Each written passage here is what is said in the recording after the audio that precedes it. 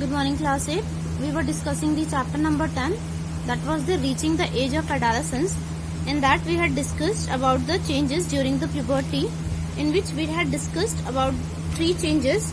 Now we are going to discuss the further changes that occurs during the during the puberty time. The next change is development of typical hair pattern. At puberty there is a growth of hair in armpits and the pubic area. क्या होता है during puberty hairs का जो है वो growth होता है in the region known as armpit and in the pubic areas. In case of males there is also development of the characteristic facial hairs, means face के ऊपर हेयर्स का development, beard and the मॉस्टेचेस.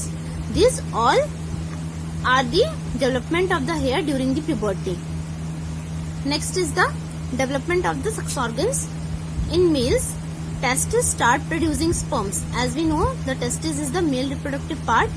This start producing the sperms in the case of males, and in the case of females, ovary gets mature and start producing female gamete or the egg cell.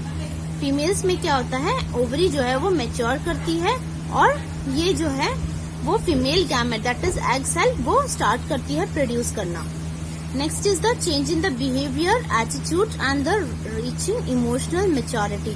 Means जैसे जैसे puberty या फिर adolescence की as होती है उसमें जो है हमारे behavior में, attitude में और emotional maturity यहाँ तक कि intelligence जो हमारा होता है उसमें भी changes आते हैं. And these changes are, adolescence is also a period of change in a person's way of thinking. Adolescence का एक ऐसा period है जिसमें person की जो thinking होती है उसमें भी क्या होते हैं चेंजेस आते हैं. Adolescents are more independent than before and are also self conscious.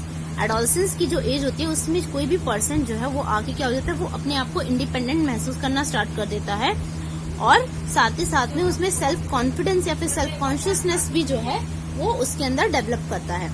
Next, intellectual development take place and they tend to spend considerable time in thinking. Intellectual development means हमारा जो इंटेलिजेंस ब्यूरो है वो भी develop करता है और हम जो है ज्यादातर टाइम जो है वो स्पेंड करते हैं थिंकिंग में, ठीक है, सोचने में, हर एक चीज के बारे में सोचने में. It is often the time in one's life when the brain has the greatest capacity for learning. ठीक है, यही एक टाइम होता है जिस टाइम पे जो ब्रेन जो है सबसे ज्यादा ग्रेटर कैपेसिटी में होता है लर्निंग के. Means most of the things जो है वो हमें इसी एडोलेसेंस की पीरियड में जो है वो सीखने को मिलती हैं. Now these were the few more changes that occurs during the age of the puberty. The next topic is the secondary sexual characters. First of all, what are the secondary sexual characters? The characters in individuals that distinguish the male from the females are known as secondary sexual characters. वो characters किसी भी individual में जो कि एक mail को female से distinguish करता है, डिफरेंशिएट करता है, उन कैरेक्टर्स को हम कहते हैं सेकेंडरी सेक्सुअल कैरेक्टर्स. ओके, सो मेल्स में ये सेकेंडरी सेक्सुअल कैरेक्टर्स अलग होते हैं और फीमेल्स में ये अलग होते हैं. The development of moustaches and beard, hair on the chest, development of Adam's apple are considered as secondary sexual characters of human male. Male में अगर हम लोग बात करें तो मॉस्टेचेस, बियर्ड, ठीक है, hair on the chest, development of Adam's apple, ये सारे के सारे जो डेवलपमेंट है ये कंसिडर किए जाते हैं secondary sexual characters. In the case of females, development of breast, typical voice, hair pattern on body, wider hip regions are the secondary sexual characters of the females. ये जो हैं वो कुछ सेकेंडरी सेक्सुअल कैरेक्टर्स हैं किसके, females के.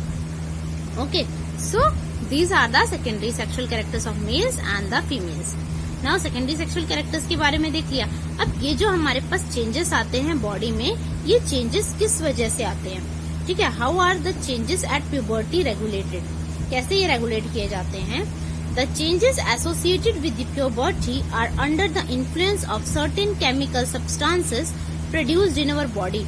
ये जितने भी changes आते हैं बॉडी में ये क्या होते हैं, हमारी बॉडी के अंदर कुछ स्पेशल केमिकल्स होते हैं, ठीक है. ये केमिकल्स जो हैं वो इन चेंजेस को रेगुलेट करते हैं, ठीक है, कि किस टाइम में चेंजेस आएंगे, कितने चेंजेस आएंगे. और इन केमिकल्स को हम कहते हैं hormones. These chemicals are known as hormones. Okay, the organ secreting these hormones are called endocrine gland. अब हार्मोन्स कौन सिक्रेट करता है? जैसे कि हमने डाइजेस्टिव सिस्टम जब पढ़ा था क्लास 7th में, ठीक है, तो उसमें हमने देखे थे जो भी केमिकल सिक्रेट होते हैं, जैसे डाइजेस्टिव जूसेस, अलग अलग ग्लैंड्स जो है वो सिक्रेट करते हैं। इसी तरीके से हार्मोन्स क्या है? एक केमिकल है। ये केमिकल कौन सिक्रेट करता है? Endocrine gland. ठीक है, एंडोक्राइन ग्लैंड्स क्या होते हैं ये देखते हैं। एंडोक्राइन ग्लैंड्स क्या होते हैं? These are the ductless gland. Endocrine gland को हम डक्टलेस ग्लैंड्स भी कहते हैं। Which pour their secretion directly into the blood stream. Endocrine glands वो होते हैं जो कि अपना सीधा का साधा जो भी सिक्रीशन है, केमिकल्स उनके पास जो भी हैं, वो डायरेक्टली ब्लड के अंदर उसको सिक्रेट करते हैं। इनको हम कहते हैं डक्टलेस या फिर एंडोक्राइन ग्लैंड। तो ये जो एंडोक्राइन ग्लैंड होते हैं वो इन हार्मोन्स को सिक्रीट करते हैं। Okay, so and these hormones regulates the secondary sexual characters in the individuals, both the male and the female. Okay, now for today we are just discussing till here only. In the next class we will discussing about the hormones, कि कौन कौन से hormones होते हैं mails में जो कि secondary sexual characters कराते हैं, और फीमेल्स में कौन से हार्मोन्स होते हैं। ओके,